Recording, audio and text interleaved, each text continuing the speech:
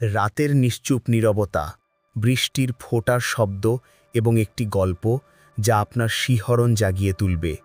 এটি নীলিমার গল্প। এক ২৫ বছরের তরুণী যে তার বয়সের তুলনায় অনেক বেশি পরিণত এবং উচ্চাকাঙ্ক্ষী ছিল। নীলিমা ছিল একটি উন্নত প্রতিষ্ঠানের প্রধান নির্বাহী, যিনি তার অক্লান্ত পরিশ্রম এবং তীক্ষ্ণ বুদ্ধির মাধ্যমে এই উচ্চ পদে পৌঁছেছিলেন। তার জীবনে সব কিছু ছিল নিখুঁত: একটি ঝলমলে কেরিয়ার, একটি বিলাসবহুল ফ্ল্যাট এবং একটি জ্বলন্ত উচ্চাকাঙ্ক্ষা যা তাকে সবসময় এগিয়ে যেতে উৎসাহিত করত। কিন্তু সেই রাতে, যে রাত বৃষ্টিতে ভিজে গিয়েছিল এবং রহস্যে ঢাকা ছিল, তার জীবন চিরতরে বদলে যাওয়ার পথে এগিয়ে গেল। এই গল্প সেই রাতের, যখন নীলিমার মুখোমুখি হয়েছিল এমন একটি বিপদের যার কথা সে কখনো ভাবতেও পারেনি। নীলিমা শহরের বাইরে একটি গুরুত্বপূর্ণ ব্যবসায়িক সাক্ষাতের জন্য রওনা হয়েছিল। তার বিলাসবহুল গাড়ির হেডলাইট রাস্তা আলোকিত করছিল এবং রাত তখন গভীর হয়ে গিয়েছিল। রাস্তাগুলো ছিল নির্জন, আর বৃষ্টির ফোঁটাগুলো গাড়ির কাঁচে তীব্রভাবে আঘাত করছিল। ওয়াইপারের একটানা শব্দের মাঝে নীলিমার দৃষ্টি রিয়ার ভিউ মিররের দিকে চলে গেল। একটি গাঢ় নীল গাড়ি, যার হেডলাইট কুয়াশার মধ্যে ঝিকমিক করছিল, কিছুক্ষণ ধরে তার পিছু নিচ্ছিল।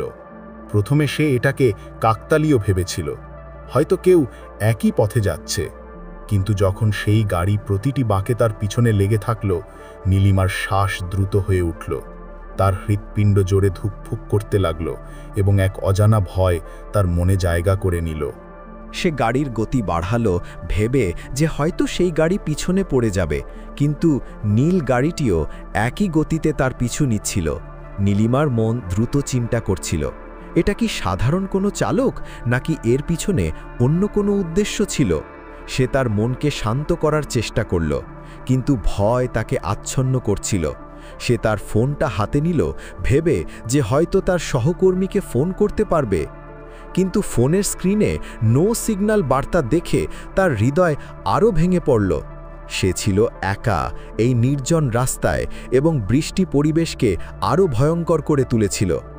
ভয়ে নীলিমা তাড়াহুড়ো করে একটি সিদ্ধান্ত নিল এবং তার গাড়িটি একটি নির্জন পথের দিকে মোড় নিল, যা একটি ঘন বনের দিকে যাচ্ছিল। সে ভেবেছিল হয়তো সেই গাড়ি তার পিছু ছেড়ে দেবে, কিন্তু এটাই ছিল তার জীবনের সবচেয়ে বড় ভুল। বনের রাস্তাটি ছিল অন্ধকার এবং বৃষ্টি রাস্তাটিকে কাদায় ভরিয়ে দিয়েছিল। গাছের ঘন ছায়া এবং নিস্তব্ধতা পরিবেশকে আরও ভয়ঙ্কর করে তুলেছিল। রাস্তায় জায়গায় জায়গায় গর্ত ছিল এবং নীলিমার গাড়ি নিয়ন্ত্রণ করতে কষ্ট হচ্ছিল। সে বারবার রিয়ার ভিউ মিররে তাকাচ্ছিল এবং প্রতিবারই সেই নীল গাড়ির হেডলাইট তার চোখে পড়ছিল। তার ভয় এখন আতঙ্কে রূপ নিয়েছিল। তখনই একটি প্রচণ্ড ঝাঁকুনির সাথে তার গাড়ি থেমে গেল। ইঞ্জিন বন্ধ হয়ে গিয়েছিল। নীলিমা বারবার ইঞ্জিন চালু করার চেষ্টা করল, কিন্তু প্রতিবারই ব্যর্থ হল। সে গাড়ির বনেট খুলল, কিন্তু বৃষ্টি এবং অন্ধকারে তার কিছুই বোঝার উপায় ছিল না। তার যান্ত্রিক জ্ঞান ছিল সীমিত, এবং সে জানত যে এই নির্জন জায়গায় কোনো সাহায্য পাওয়া যাবে না। সে আবার তার ফোন চেক করল, কিন্তু স্ক্রিনে তখনও নো সিগন্যাল লেখা ছিল। তার হৃৎপিণ্ড আরও দ্রুত ধুকপুক করতে লাগল। বৃষ্টি এখন তীব্র হয়ে উঠেছিল এবং রাস্তায় পানির স্রোত শুরু হয়েছিল। সে গাড়িতে বসে চারপাশের অন্ধকার দেখছিল এবং ভয়ে তার গলা শুকিয়ে যাচ্ছিল। তখনই সে রিয়ার ভিউ মিররে আবার সেই নীল গাড়ির হেডলাইট দেখল। সেটি তখনও তার পিছু নিচ্ছিল। নীলিমার মন স্থবির হয়ে গিয়েছিল। সে বুঝতে পারছিল না কি করবে। সে চারপাশে তাকালো, কিন্তু বনের অন্ধকার এবং বৃষ্টির শব্দ তাকে আরও ভয় পাইয়ে দিচ্ছিল। তখন তার মাথায় একটি চিন্তা এলো। সে গাড়িতে বসে অপেক্ষা করতে পারে না, তাকে কিছু করতে হবে। ভয়ে সে তৎক্ষণাৎ গাড়ি থেকে নামার সিদ্ধান্ত নিল। সে তার জুতো খুলে ফেলল এবং বৃষ্টিতে ভিজে বনের দিকে ছুটল। কাদায় তার পা পিছলে যাচ্ছিল এবং বৃষ্টির পানি তার মুখের ওপর দিয়ে গড়িয়ে পড়ছিল। তার হৃৎপিণ্ড এত দ্রুত ধুকপুক করছিল যে মনে হচ্ছিল এটি বুক থেকে বেরিয়ে আসবে। গাছের ডালপালা তার মুখ স্পর্শ করছিল এবং বনের নিস্তব্ধতা তাকে আরও ভয় পাইয়ে দিচ্ছিল। সে জানত না সে কোথায় যাচ্ছে, শুধু জানত যে সে সেই নীল গাড়ি থেকে দূরে পালাতে চায়। তার শাড়ির আঁচল কাঁটায় আটকে গেল এবং সেটি ছেড়ে সে এগিয়ে গেল। বৃষ্টিতে সে পুরোপুরি ভিজে গিয়েছিল এবং তার কাপড় তার শরীরের সাথে লেগে গিয়েছিল। ঠান্ডায় তার শরীর কাঁপছিল, কিন্তু সে থামল না। সে শুধু জানত যে তাকে সেই গাড়ি থেকে বাঁচতে হবে যে কোনো মূল্যে। কিছুক্ষণ দৌড়ানোর পর তার চোখ পড়ল একটি পুরনো জরাজীর্ণ কুটিরের ওপর। কুটিরটি ভাঙাচোরা অবস্থায় ছিল এবং এর বাইরে একটি নিভে যাওয়া আগুনের স্তূপ ছিল, যার ধোঁয়া থেকে মনে হচ্ছিল এখানে হয়তো কেউ বাস করে। বৃষ্টিতে ভিজে নীলিমার শীত করছিল এবং তার শরীর কাঁপছিল। সে ভাবল হয়তো এই কুটিরে তাকে সাহায্য মিলতে পারে। সে ভয়ে ভয়ে কুটিরের দিকে এগিয়ে গেল। কুটিরের দরজা পুরনো এবং কাঠের ছিল, যা হাওয়ার ঝাপটায় হালকা হালকা দুলছিল। সে সাহস জোগাড় করে দরজায় টোকা দিল। কয়েক মুহূর্তের নীরবতার পর দরজা খুলল। সামনে দাঁড়িয়েছিল একজন প্রায় ৬৫ বছরের বৃদ্ধ। তার পরনে ছিল একটি মলিন ধূসর পোশাক এবং তার মুখে ছিল গভীর রেখা। তার চোখে এক অদ্ভুত ঝকঝকে ভাব ছিল, যা নীলিমাকে অস্বস্তিতে ফেলছিল। সে নীলিমাকে দেখল যে বৃষ্টিতে পুরোপুরি ভিজে গিয়েছিল। তার কাপড় শরীরের সাথে লেগে গিয়েছিল এবং সে ঠান্ডায় কাঁপছিল। বৃদ্ধ কিছু না বলে তাকে ভিতরে আসার ইশারা করল। নীলিমা দ্বিধার সাথে পা বাড়াল, কিন্তু তার আর কোনো উপায় ছিল না। সে ভাবল হয়তো এখানে থাকাই তার একমাত্র বিকল্প।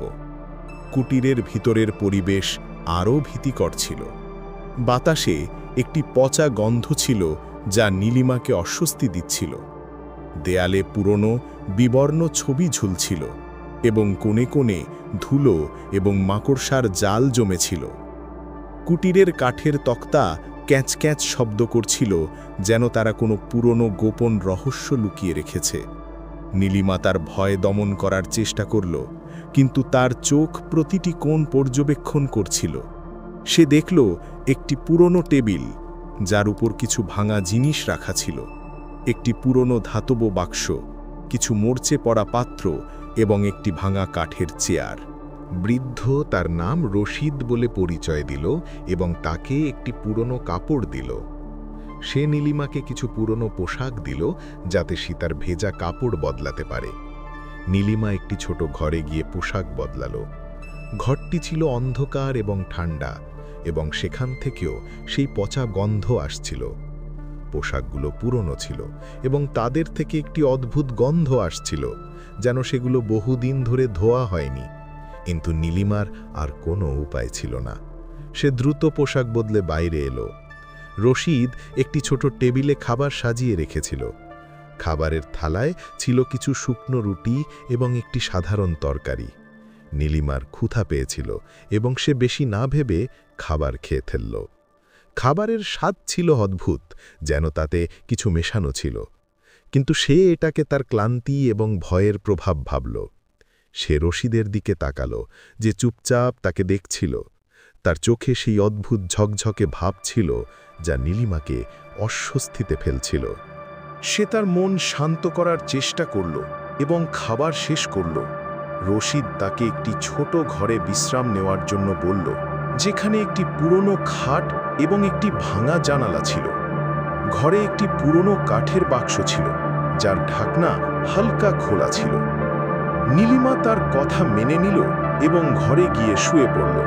ক্লান্তি এবং ভয় তাকে দ্রুত ঘুমের কোলে টেনে নিল, কিন্তু তার মন তখনও সেই নীল গাড়ি এবং রশিদের অদ্ভুত আচরণ নিয়ে ভাবছিল। ঘুমের মাঝে একটি অদ্ভুত শব্দ তাকে জাগিয়ে দিল। শব্দটা এমন ছিল যেন কেউ ধীরে ধীরে মাটি খুঁড়ছে। সে চোখ খুলল এবং চারপাশের অন্ধকার অনুভব করল। তার হৃৎপিণ্ড আবার দ্রুত ধুকপুক করতে লাগল। সে ধীরে উঠে জানালার কাছে গেল। বাইরে বৃষ্টি এখন হালকা হয়ে গিয়েছিল, কিন্তু হাওয়ায় ঠান্ডা ছিল। সে দেখল রশিদ বাইরে দাঁড়িয়ে আছে, তার হাতে একটি বেলচা এবং সে মাটিতে কিছু খুঁড়ছে। তার গতিবিধি ছিল রহস্যময় এবং চাঁদের আলোয় তার মুখ আরও ভয়ঙ্কর দেখাচ্ছিল। নীলিমার হৃদয় বসে যাচ্ছিল। সে ভাবল, হয়তো এই কুটিরে থেকে সে খুব বড় ভুল করেছে। ভয়ে সে ঘর থেকে বের হওয়ার চেষ্টা করল, কিন্তু যখন সে দরজা খোলার চেষ্টা করল, দেখল যে এটি বাইরে থেকে তালাবদ্ধ।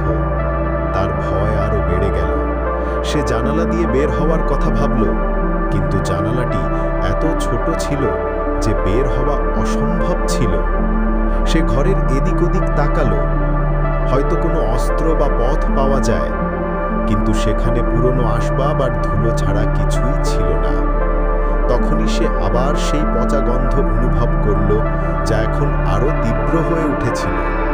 নীলিমার জীবন এখন বিপদে পড়েছিল। রশিদ কি কোনো বিপজ্জনক মানুষ ছিল? এই কুটিরে কি রহস্য লুকিয়ে আছে? নীলিমা কি এই অজানা কুটিরে থেকে তার জীবনকে বিপদে ফেলেছে? এটি জানতে পরবর্তী পর্বের জন্য অপেক্ষা করুন। লাইক, কমেন্ট, শেয়ার, সাবস্ক্রাইব করে বেল আইকন ক্লিক